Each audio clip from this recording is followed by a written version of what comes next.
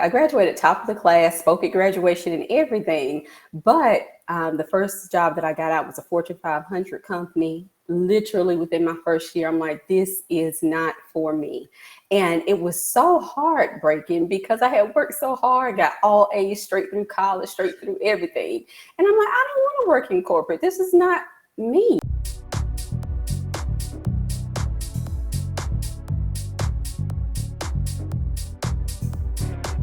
Welcome to another episode of Becoming with Angelina Watkins, where we are turning dreamers into believers and doers. I'm your host, Angelina Watkins, your queen of becoming, here to help you become who you're supposed to be so you can do what you're purposed to do, so you can live the life that you're supposed to live. I have a really good episode for you today. Our Masterclass has a special guest, Dionne Blanks, who is here to talk to us all about investing, and she's going to answer the viewer question of the day. Now, after that, we'll get into the becoming tip. But before that, I've got my thought prompt of the week. And it comes from this past Sunday, Easter Sunday, Resurrection Sunday. And there was a sermon by Pastor Dr. Dharius of Change Church. Y'all, if you have not heard that sermon, it was off the chain, okay? It was so good. But he said so many things in there that prompted some thoughts for me, some things I wanted to talk about, but then I have to remember some things are just for me. But I got a lot of confirmations. I love confirmations from God. I got a lot of confirmations. I got a lot of thoughts, but there's this one particular thought that I want to talk about today that I'm going to play this clip. I want you all to listen to it. I'm going to kind of set it up a little bit, and then I'm going to tell you what I think. And so in this sermon, of course, we're talking about Resurrection Sunday, and we're talking about Jesus rising again, right?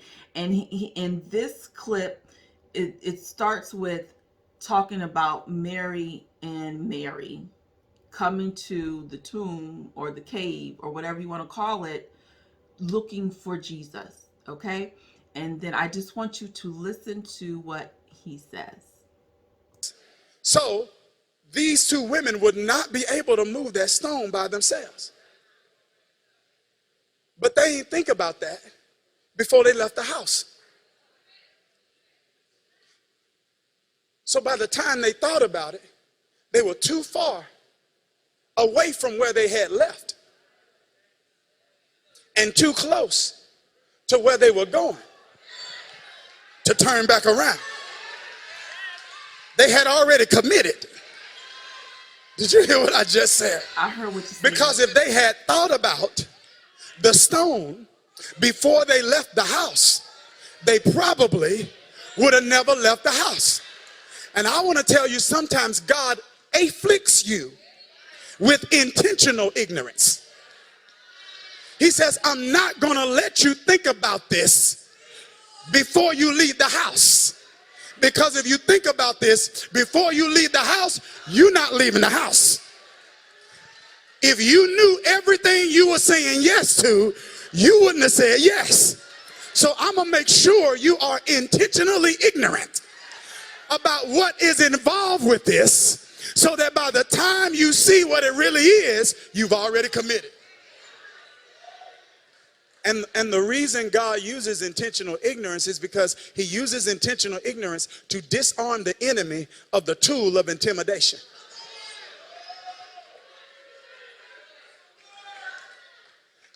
He said, because if you think about that before you commit, the enemy is going to use that to intimidate you. Intentionally ignorant, God leaves us intentionally ignorant.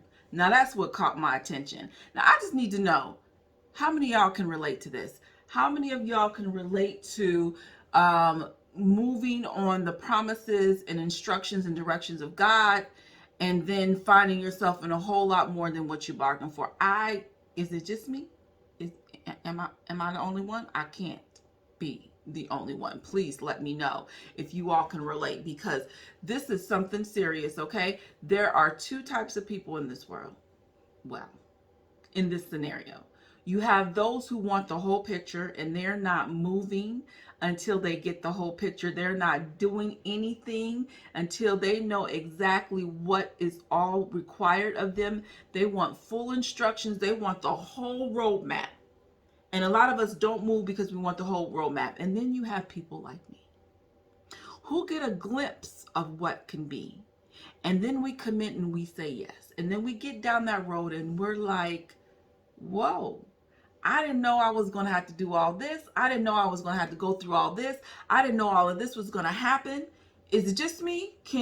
Am I the only one? Because y'all, I started on my purpose. I started on this journey. First, I was that person who wasn't moving. I wasn't doing anything. I wasn't doing the something.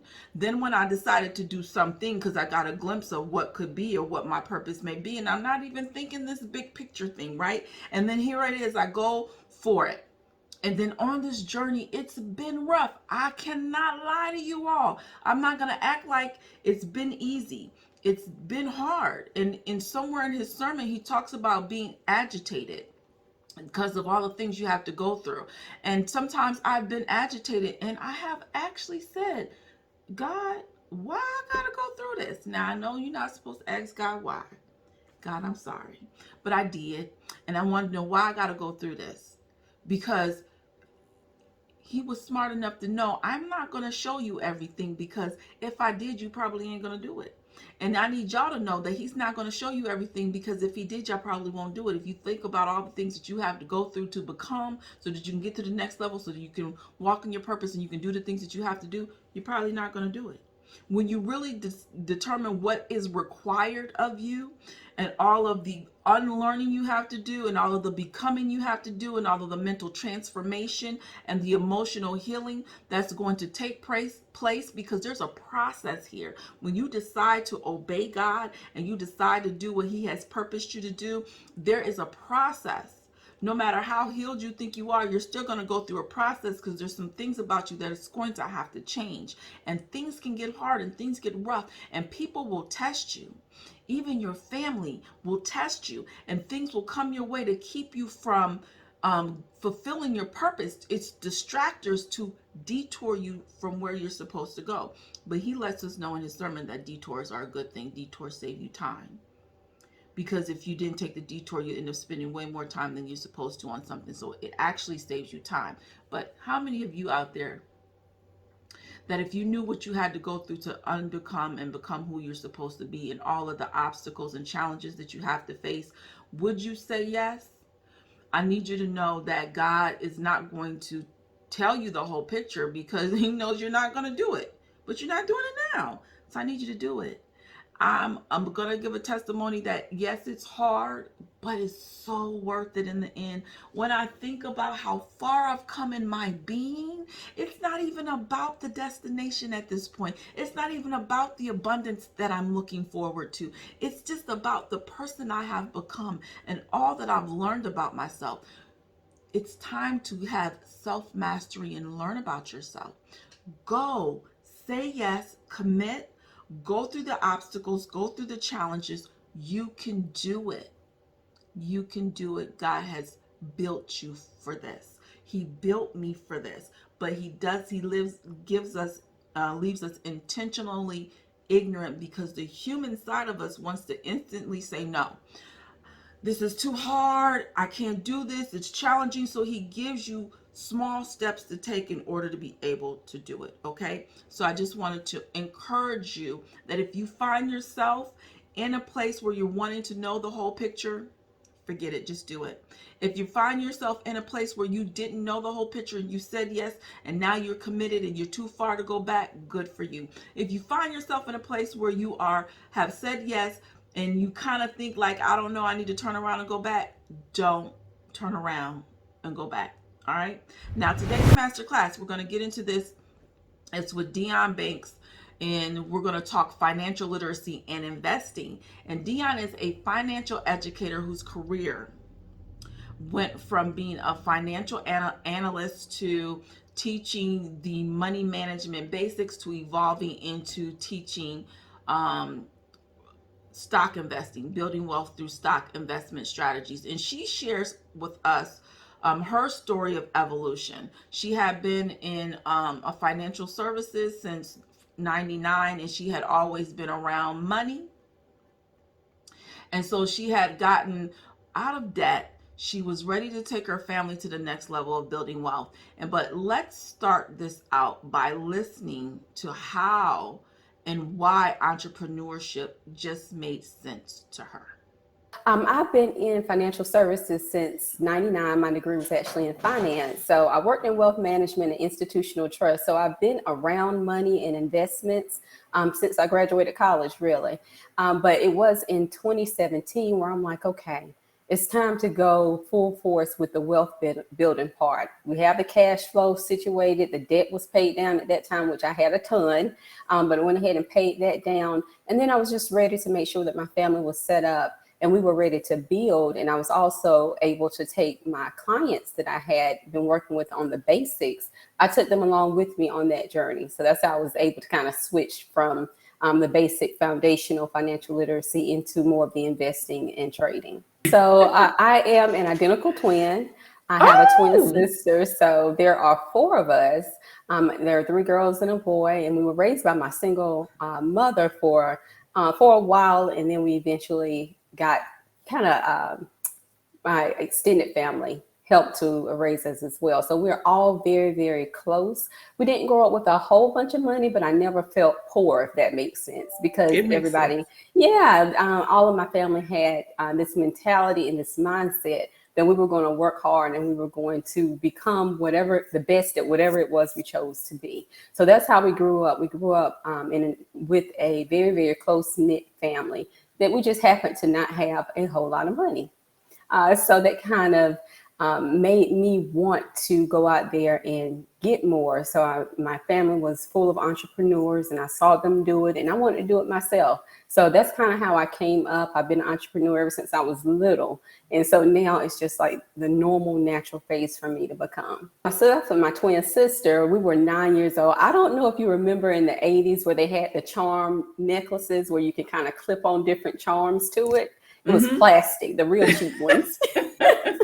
Well, me and my sister, we used to get two of everything, including those charm necklaces and charm bracelets. So that was our first business at 9 years old, selling all the charms off of one of our necklaces, and we just shared the other one. So that kind of like kicked. I'm like, wow, we can make money from selling stuff. My grandfather, my grandfather, he could not read, he could not write. However, he raised all of his children, many of his grandchildren and some of his great-grandchildren. And he never worked a 9-to-5 job ever. So he was really good with his hands. He was more so of a carpenter. He would do landscaping and that type of thing. And even though he didn't have any type of formal education, everybody in the neighborhood would call him boss man because he would provide opportunities for everybody around. So if they needed a little extra money, if they were short on cash, they would come, where's boss man? And he would come out there and tell them about a job that he had secured, and he would let them do that job for that day. So that's the type of motivation that I saw from him, like from a very, very early age, just knowing that he was able to make his own way regardless of what happened. Nobody being able to give him a job. He never was that type of person.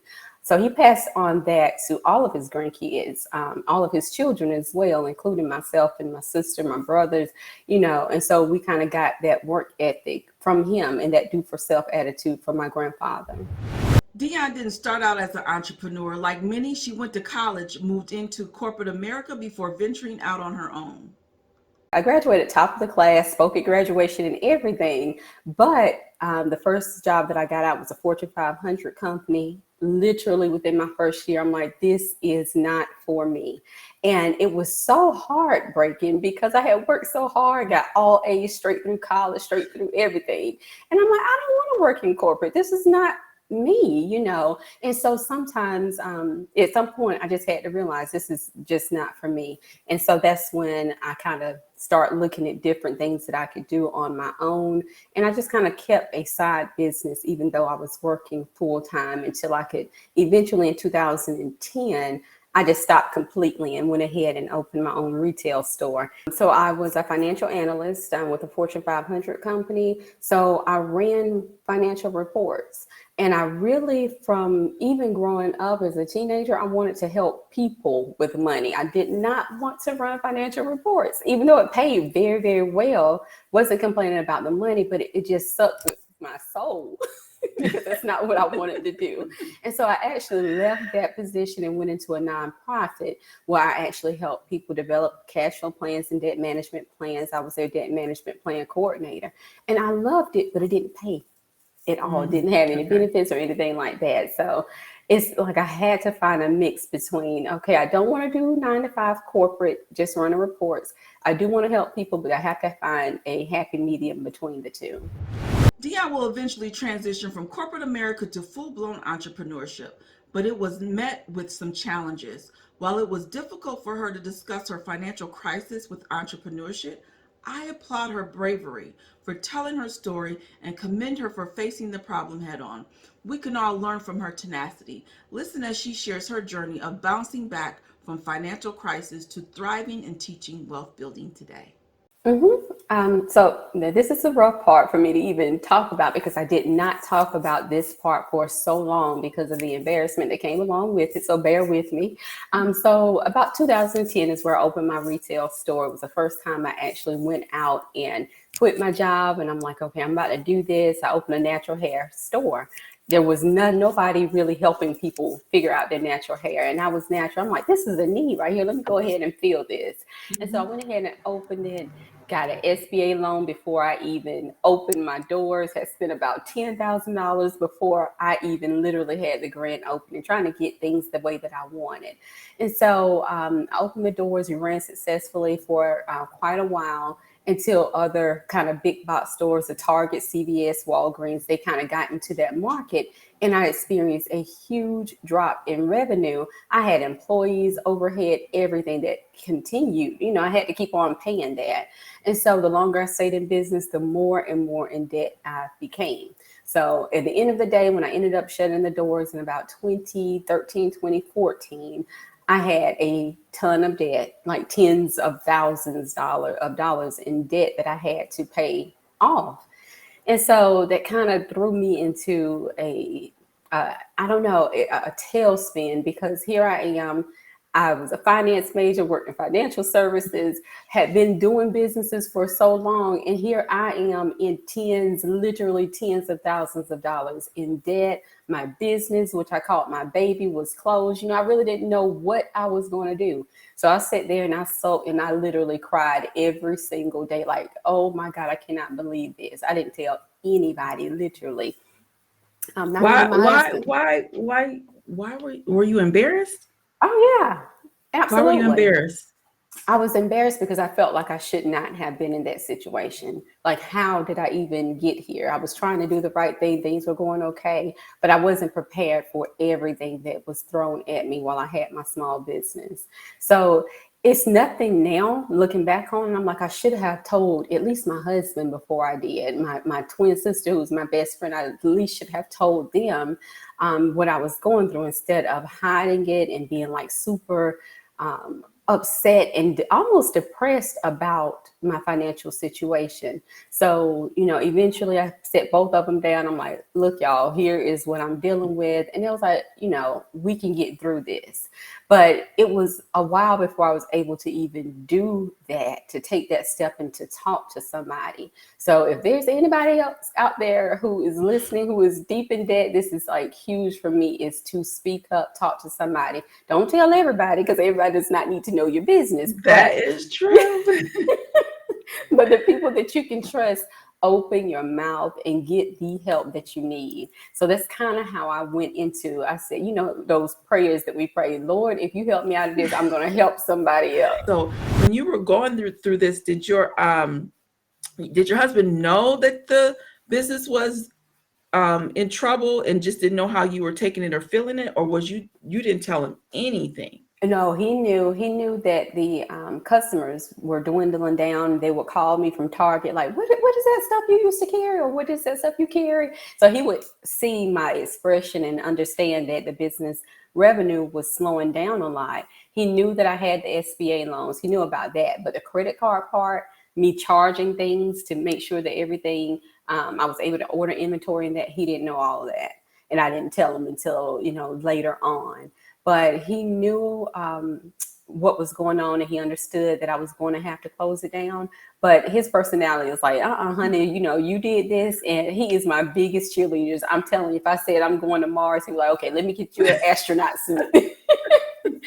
So he was cheering me on, like, to keep going and not close down. But at the end of the day, I had to do what was best for me, because mentally I was suffering. Just thinking about, I'm getting deeper and deeper and deeper in debt. So I could not continue it. And I always think about that song that says, you have to know when to hold them and know when to fold them, know when to walk away. Yes. I quote that quite often. You got to know when to walk away. Yes, and that was it. So yeah, I eventually shared everything with him, and he was like, "Oh, we got it," But I felt like I had gotten myself into that situation. I was not getting ready to put that whole burden on him just to take care of it. And so I just decided, this is what I am going to do. Developed a plan, got through it. Thank you, Lord. And from there, I just started teaching other people how to do the exact same thing that I did. To recover from what Dionne was going through, you have to make some mental and emotional shifts. You have to think and see yourself out of the situation, and that is exactly what she did. And soon after going through her own process, she would find her passion for financial education.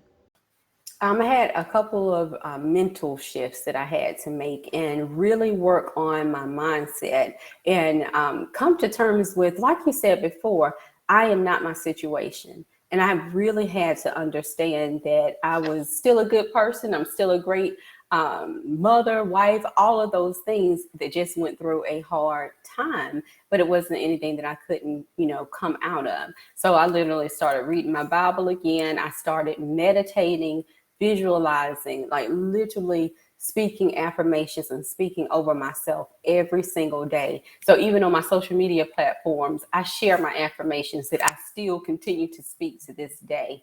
So that really helped me really get into the mindset of bringing me to a level where I wanted to be, instead of focusing on where I was at that time. So that was the first thing that I needed to do, was really focus on my mental state and have some mindset shifts. And then I was prepared to do the outer work, is what I call it, and get into the cash flow planning and really get super serious about making sure that every single dollar was accounted for whenever we got paid. The debt payment plan that I learned how to do fresh out of college whenever I worked for that other company, I actually applied that to my own life and actually went through and paid every single debt that I owed off using that plan. So that was my strategy.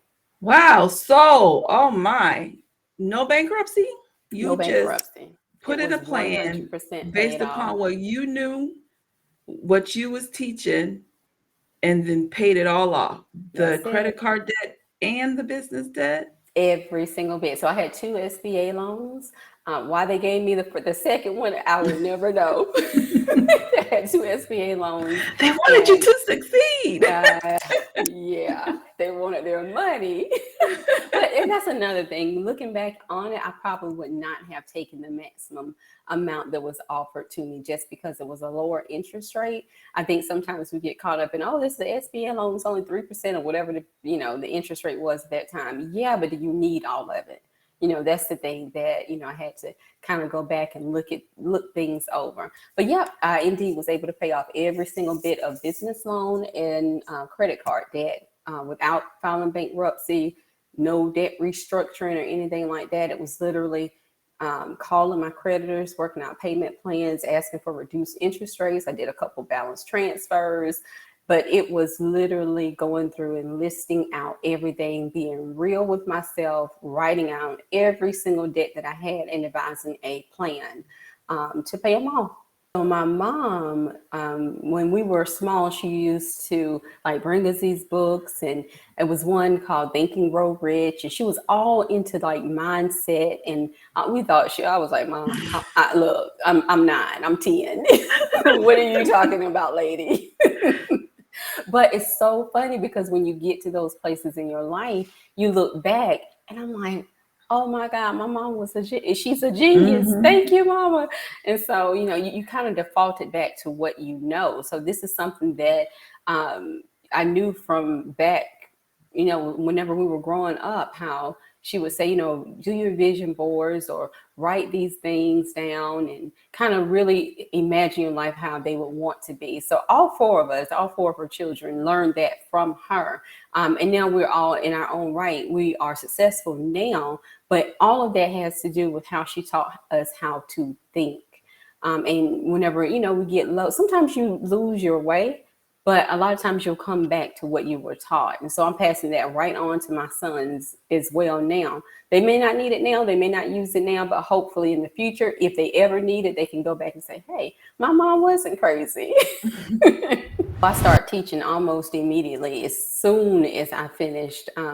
As soon as I could see like the finish line, I started teaching. I used to do like Dave Ramsey, Financial Peace University, and lead that for like 9 weeks at a time, and like teaching people kind of his strategy, but I didn't agree with everything. So I kind of had to do my own rendition of that and really start focusing on building wealth.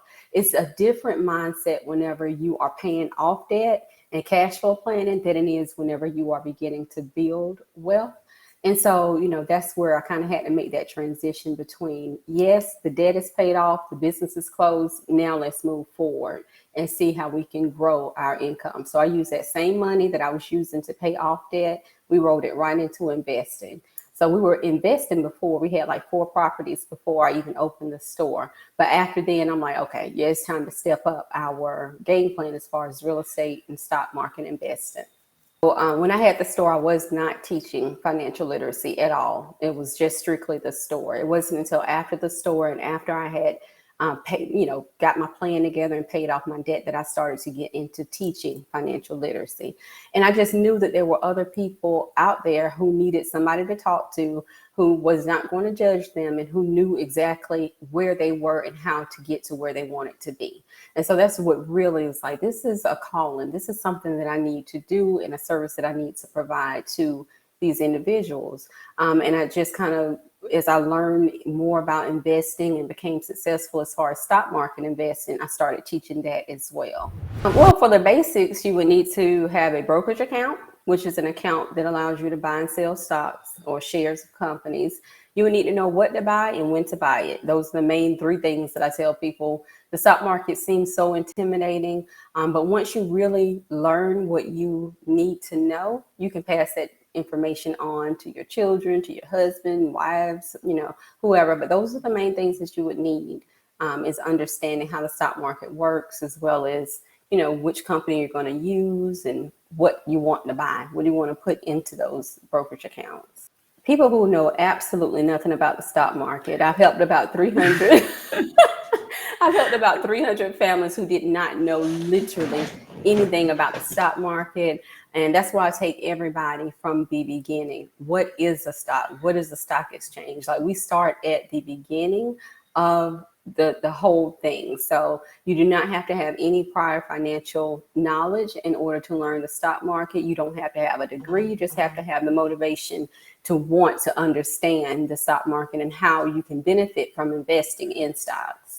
I don't teach anybody how to trade before they understand the stock market. So the foundational course is stock market investing, which is based on fundamentals. So with fundamentals, we go over financial statements, earnings, we look at the news, different reports and information they would need to know in order to understand companies on a fundamental level.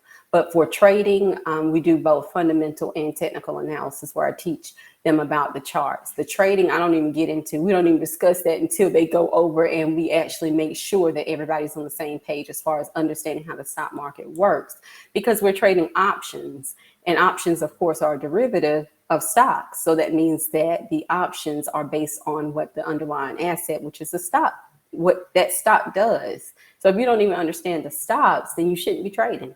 That's the way that I teach. So then you kind of take them to a point where they just go into options. They never even do trades with stocks. They just do options. Right. Yes, absolutely. For people who have the money to trade hard shares of Apple or, some of the other companies, they definitely can do that. But a lot of people, when they're just starting to learn how to trade, options are so much cheaper. than buying the actual hard shares of the company. So we start there, and then if they want to move into trading hard shares, they already have the foundations and they can do so. Although Dionne invests in real estate, she doesn't teach real estate investing, but she offered up some great insight about investing in real estate and why you might consider starting with the stock market instead. I always say whenever you're getting started, the thing about real estate is whenever you are investing, there are ways around it, but for the most part, if you are purchasing an investment property, you're going to need 20%. A lot of people say you can get into it free or down, no money down and things like that. And there are certain things that you can do. But for the most part, if you're going through a regular bank, you're going to need to have some money down. So the way that real estate is set up now and the prices are how they are, I know in North Carolina, they are just sky high. If it's between you trying to save up to purchase real estate and going ahead and getting started with investing now, you can start in the stock market and go ahead and start investing in companies now. And you don't even have to have a lot of money. There are ways that you can buy, fractional shares at this point. You don't even have to have the money for an entire share. So in order to get started and not delay, I would say go ahead and get started with the stock market and then build your way up from there. You can start with $100. There's a platform that I work with my students to set up, and you can get started with $100 to set up your brokerage account and get started buying fractional shares of different companies. So say, for example, you want to own Amazon, and Amazon is trading for like $3,200. You might not have $3,200 today. And so, I walk them through how to buy fractional shares of Amazon so that they can go ahead and start getting the return, the same return that they would get on buying an entire share. They can get on their fractional share. And if a company pays dividends, they'll get a fractional portion of their dividends as well, just like they own the whole share of it. It would just be, proportionate to the fractional share of the stock or the share that they own. So there are ways to get into stock market investing like today. There's not any barrier to entry to the stock market. And that's one thing that I love about it. It's because it doesn't matter if you're home, if you're in your pajamas, no matter where you are. And that's why I love to trade. And that's what I do for income as well as trade stock options. But for a long-term investor, there's absolutely no reason why you can't learn how to invest and open up a brokerage account and get started with $100. Before we close out our masterclass, I like to always ask my guests, what is a lesson learned that your current being would reach back and tell your 16-year-old being? Here's what Dionne had to say. Something I used to hear a long time ago was there is no testimony without a test. And so whatever we go through in life, whether we're 16 or 60, sometimes the situation that we're going through may not even be for you. It may be for somebody else, so push through it, live through it, grow through it, and, be that person that you needed when you were going through whatever it is that you are going through, whether it's financial or anything else. Keep on living. My grandma used to say that all the time, just keep on living. Wow, what an amazing financial transformation. But she could not have made the shift in her life without transformation in her mental and emotional. You can follow Dionne on Instagram at Economic Empowerment Circle and check out her website in the description for any upcoming seminars and courses. So now let's get into the viewers Q&A. During the interview, I asked Dionne what most people tend to ask, which is around investing in the stock market. And I asked her to answer the question and educate us on what does it mean to buy low and sell high. And this is what she had to say. So a lot of times when I hear people talk about the stock market, it's on like a hot stock tip. They hear, oh, this company is doing so well. I say, please beware whenever you hear about a company, because it's probably already overbought. It's probably at the highest it has ever been, or either close to its 52-week high.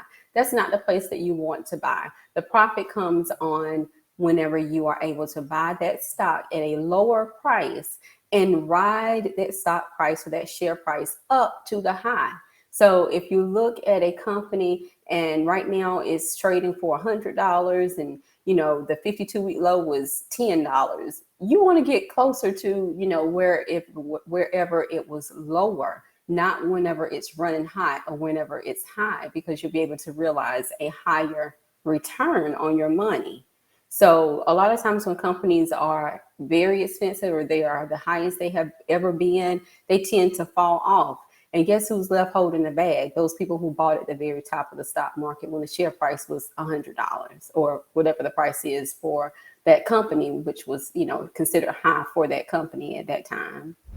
The becoming tip of the week is you can only break cycles and patterns of behaviors you see in yourself. You cannot change anyone else but you. Okay? This comes from a conversation I had about breaking generational cycles and curses. We talk so often about breaking generational curses by changing who you are and how you're showing up. And we think that because we are breaking those patterns within ourselves, it's breaking the pattern within our family. But in the discussion this week that I want to share with you is that there was a scripture, Job 14, and it keeps popping up. That's why I want to talk about it, because when something just keeps repeating itself, it keeps echoing itself in the earth, then it's meant to pay attention to. And so I want you to pay attention to this. There was a scripture in Job 14 about man being born of woman. We're already born into trouble. And it made me think about the fact that we're born into dysfunction. We're already born into dysfunction. And because we're born into dysfunction, we learn that dysfunction. And so we're already prone to making some mistakes. We're already prone to maybe having some troubles, because that's just the way it is. And the only way to break the cycle is to break the cycle within you.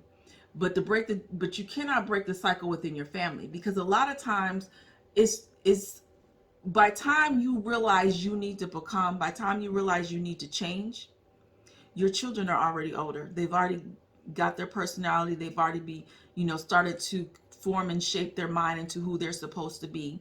And then it just repeats itself, that by the time they start breaking the cycle within themselves, their children have already been had. The only way to really break a generational cycle, and this is just my opinion, the only way to really break a generational cycle is to heal and break these patterns of dysfunctional behaviors before you have children, so that you don't teach your children the dysfunction.